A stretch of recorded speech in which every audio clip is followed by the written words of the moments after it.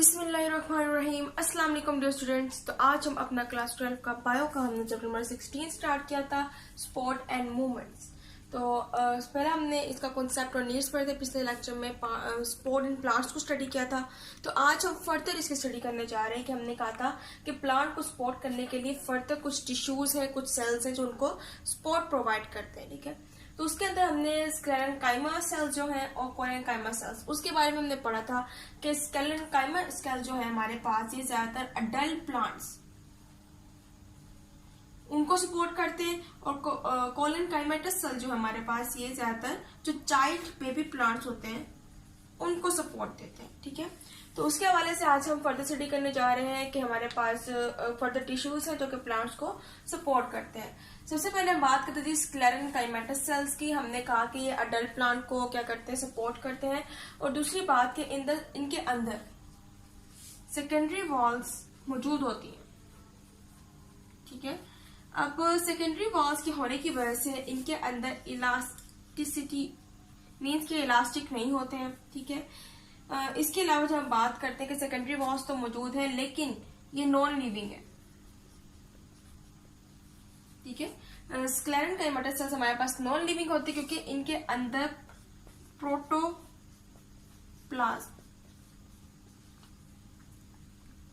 ये एब्सेंट होता है। ठीक है, सो सबसे पहले बात है कि थिक सेकेंडरी वॉल्स हैं, इसी वजह से इनके अंदर इलास्टिसिटी नहीं होती है। और दूसरी बात, प्रोटोप्लाज्म ना होने की वजह से ये होते हैं नॉन लिविंग होते हैं। ठीक है, इसके अलावा हमारे पास फर्दर टाइप्स निकलती हैं स्क्लेरेनकाइमेटस सेल्स की। सबसे पहले फाइबर्स हैं, फिर स्क्लेराइड्स हैं और वेसल्स हैं।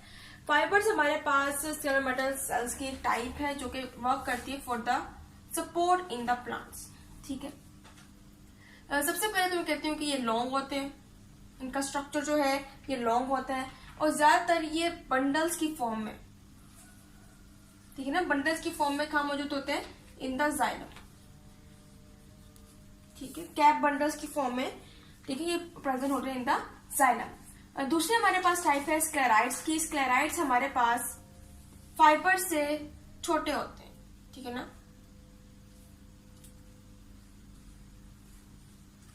कम लॉन्ग होते हैं। ठीक है, और इसके अलावा स्क्लेराइड्स जो है हमारे पास ये ज्यादातर छोटे होने की वजह से सीड कोड्स, ठीक है, सीड कोड्स में होते हैं। इसके अलावा नट शेल्स। ठीक है, एक प्लांट को प्रोटेक्शन प्रोवाइड करने के लिए क्या होते हैं, सीड कोड्स में और नट शेल्स में मौजूद होते हैं क्योंकि इनका जो स्ट्रक्चर है वो ज्यादातर लॉन्ग नहीं होता है। ठीक है, तीसरी टाइप हमारे पास आती है वेसल्स। सो वेसल हमारे पास लॉन्ग ट्यूबुलर स्ट्रक्चर होते हैं, मीन्स के लॉन्ग ट्यूब्स की फॉर्म में होते हैं और हर ट्यूब जो है वो एंड टू एंड ज्वाइन होती है, ज्वाइन एंड टू एंड, ताकि क्या कर सके, कंडक्टिंग पाइप, जिसको हम जाइलम कहते हैं। ठीक है ना, water conducting pipe which is xylem. ठीक है, तो एंड टू एंड मिलती है ये ट्यूब्स और फिर एज अ रिजल्ट हमारे पास वाटर कंडक्टिंग पाइप बनती है जिसको हम जाइलम का नाम देते हैं। ठीक है, सो ये तो हमारे पास स्क्लेरेनकाइमेटस सेल्स की उनकी टाइप्स थी, फाइबर्स, स्क्लेराइड्स, वेसल्स, क्योंकि इस तरह से प्लांट्स को सपोर्ट और प्रोटेक्शन प्रोवाइड करते हैं। दूसरा हमारे पास आ जाए कोलेनकाइमेटस सेल्स जो कि बेबी प्लांट्स को सपोर्ट करता है। सो कोलेनकाइमेटस सेल्स की जो हम बात करते हैं तो इनके अंदर सेकेंडरी वॉल्स एब्सेंट होती हैं। ठीक है, जबकि हमने स्क्लेरेनकाइमेटस सेल्स में देखा था तो उनके अंदर सेकेंडरी वॉल्स मौजूद थी, लेकिन इसके अंदर एब्सेंट होती है, इसकी वजह से ये इलास्टिक होते हैं। ठीक है, उनके अंदर ये एब्सेंट नहीं थी इसलिए उनके अंदर इलास्टिसिटी जो थी वो एब्सेंट थी। दूसरी बात, कोलेनकाइमेटस सेल्स हमारे पास लिविंग सेल्स है। लिविंग सेल्स होने का मतलब क्या है कि इनके अंदर प्रोटोप्लाज्म मौजूद है। ठीक है, जब प्रोटोप्लाज्म मौजूद होता है तो कोई भी सेल जो है वो क्या होता है, लिविंग सेल होता है। इसके अलावा हमने बात की थी कोलेनकाइमेटस सेल जो है वो बेबी प्लांट को सपोर्ट करता है, मींस के ये जो यंग पार्ट्स होते हैं प्लांट्स के, यंग पार्ट्स, ठीक है, उसको सपोर्ट देगा। इसके अलावा जो स्टेम्स होती हैं, यंग स्टेम्स, ठीक है, उसके अंदर हमारे पास कोलेनकाइमेटस सेल ज्यादातर मौजूद होते हैं in the form of cylinder, यानी सिलेंड्रिकल फॉर्म में मौजूद होते हैं और स्टेम्स को क्या करते हैं, प्रोटेक्शन और सपोर्ट दोनों प्रोवाइड करते हैं, ठीक है। इसके अलावा इलास्टिक होते हैं काइमेटस सेल्स, इसके अलावा लॉन्ग भी होते हैं, ठीक है, और इनके अंदर सेकेंडरी वॉल जो है वो एब्सेंट होती है, ठीक है। सो ये थे हमारे पास दो सेल्स जो कि प्लांट्स के अंदर सपोर्ट प्रोवाइड करते हैं। सो अब हम बात करते हैं दी सिग्निफिकेंस ऑफ सेकेंडरी ग्रोथ, ठीक है। एक हमारे पास होती है प्राइमरी ग्रोथ, दूसरी हमारे पास होती है सेकेंडरी ग्रोथ। ज्यादातर प्राइमरी ग्रोथ हमारे पास हम कहते हैं कि जब लेंथ में इंक्रीज आता है तो हमारे पास कौन सी ग्रोथ होती है, प्राइमरी ग्रोथ। और सेकेंडरी ग्रोथ हमारे पास इंक्रीज इन विड्थ, यानी कि जब किसी भी प्लांट की ग्रोथ हो रही है, उसकी चौड़ाई जो है वो उसके अंदर ग्रोथ ज्यादा हो रही है, सो हमारे पास क्या होती है, secondary growth. So secondary growth हमारे पास क्या होता है, इंक्रीज इन द विड्थ, ठीक है। जैसे हम देखते हैं ट्रीज जो होते हैं उनकी चौड़ाई बहुत ज्यादा होती है, विड्थ बहुत ज्यादा होती है, ठीक है।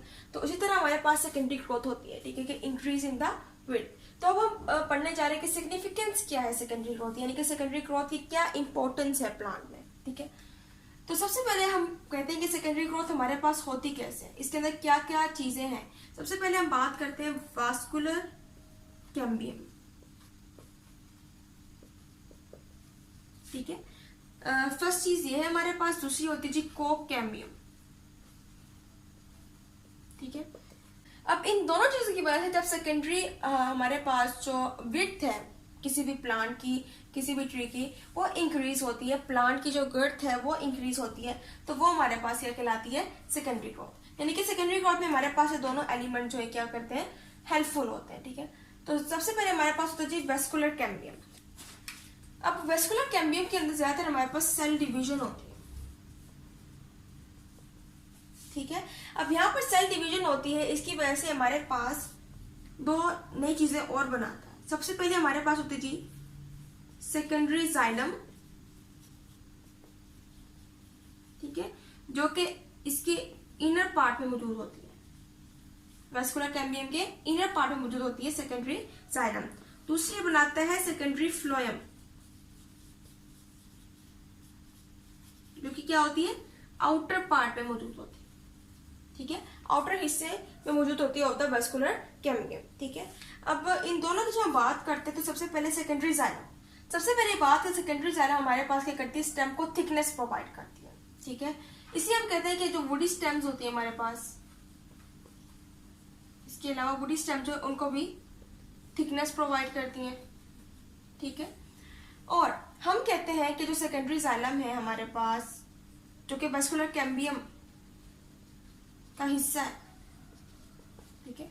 सो वेस्कुलर कैम्बियम हर साल जो है एक न्यू लेयर बनाता,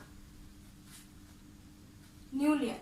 अब ये लेयर कहां पर बनती है हमारे पास, ये न्यू लेयर बनती है इन द सेकेंडरी जाइलम। अब हर साल हमारे पास सेकेंडरी जाइलम के अंदर एक रिंग प्रोड्यूस होती है, ठीक है, जो कि वुडी स्टेम्स के अंदर मौजूद होती है, ठीक है। अब जब सेकेंडरी जाइलम के अंदर रेडियोवास्कुलर कैम्बियम एक नई लेयर मौजूद बनती है, तो हम कहते हैं कि उसके हिसाब से हम उसकी एज मालूम करते हैं, ठीक है, जितनी उसके अंदर रिंग्स होती है। क्योंकि जब हम ट्री को काटते हैं, किसी भी दरख्त को काटते हैं, तो उसके अंदर हम रिंग्स देखते हैं। सो वो रिंग्स क्या होती है, किसी में ज्यादा होती है, किसी में कम होती है। जिसमें ज्यादा होती है उसकी एज ज्यादा होती है, जिसमें कम होती है उसकी एज भी कम होती है। सो इन रिंग्स के जरिए क्या कर सकते हैं, इनकी जो एज है उसको मालूम कर सकते हैं। इसके अलावा हम कहते हैं कि ट्रीज की एज बहुत ज्यादा हो जाती है, ओल्ड हो जाते हैं, तो इनके बहुत से पार्ट जो है वो एक्टिव रहते हैं, लेकिन बहुत से पार्ट जो है वो इनएक्टिव हो जाते हैं, ठीक है। अब इन ओल्ड ट्रीज में हमारे पास जो एक्टिव पार्ट है वही कंडक्शन करता है वाटर की, और इसके अलावा जो डिसॉल्व मटेरियल्स है उनकी, लेकिन जो इनएक्टिव पार्ट है वो कोई वर्क नहीं करता है। अब ये एक्टिव पार्ट जो हमारे पास जो कि वर्क कर रहे होते हैं, फंक्शन कर रहे होते हैं, ये कहलाते हैं जी सैपवुड, ठीक है। इसके अलावा जो इनएक्टिव होते हैं वो होते हैं जी हार्डवुड। अब सैपवुड हमारे पास वो पार्ट है जो कि ओल्ड ट्रीज के अंदर, ओल्ड एज ट्रीज के अंदर एक्टिव रहता है। इसके अलावा प्लांट्स के अंदर वाटर की कंडक्शन करता है और डिसॉल्व मटेरियल्स की भी कंडक्शन करता है, ठीक है। और हार्डवुड हमारे पास इनएक्टिव होता है, इसलिए ये कोई भी वर्क नहीं करता है, लेकिन इसका ये काम होता है कि जो भी वेस्ट मटेरियल होता है, वेस्ट मटेरियल, ठीक है, जैसे कि हमारे पास रेजिन्स वगैरह, सो ये क्या करते हैं, ये जाकर हार्डवुड के अंदर एक्यूमुलेट होना शुरू हो जाते हैं, ठीक है, जिसकी वजह से हमारे ट्री को कोई भी नुकसान नहीं पहुंचता है। इसके अलावा हमारे पास एक और टिश्यू होता है जिसको हम नाम देते हैं पैरेन्काइमेटस टिश्यू। ठीक है। फॉर एग्जाम्पल हमारे पास जब ट्री के ऊपर कोई भी अटैक करता है, ठीक है ना, अटैक करते तो क्या होता है, उसके अंदर डैमेज पैदा होता है। ठीक है, जैसे कि हमारे स्किन है उसके ऊपर डैमेज पैदा होता है, मीन्स के चोट लगती है। ठीक है, जिसकी वजह से ब्लड जो है वो निकलना शुरू हो जाता है। अब ट्री के अंदर ब्लड तो निकलता नहीं है, लेकिन वो डैमेज होते हैं। अब वो उनको भी क्या होता है कि उनकी भी क्लोटिंग होनी चाहिए, जिससे कि हमारी ब्लड क्लोटिंग होती है और हमारी स्किन के ऊपर न्यू सेल्स बन जाते हैं। इसी तरह जब ट्री डैमेज होता है तो उसके ऊपर पैरेन्काइमेटस टिश्यू जो है उसकी लेयर बनना स्टार्ट हो जाती है। ठीक है, तो ट्री के लिए भी हमारी जो नेचर है उसने भी पैरेन्काइमेटस टिश्यूज बनाए हैं, जिसकी वजह से ट्री जो है उसकी डैमेज है वो भी क्या होती है, बाउंड हो जाती है। ठीक है, तो ये हमारे पास था जी स्पोर्स इन प्लांट, जिसके अंदर हमने पैरेन्काइमेटस सेल्स को स्टडी किया, पैरेन्काइमेटस सेल्स को स्टडी किया और सेकेंडरी ग्रोथ की सिग्निफिकेंस को पढ़ा। ठीक है, सो अगले लेक्चर में मजीद जो टॉपिक्स हैं मूवमेंट्स इन प्लांट्स हैं उनको हम स्टडी करेंगे। सो तब तक के लिए अल्लाह हाफिज।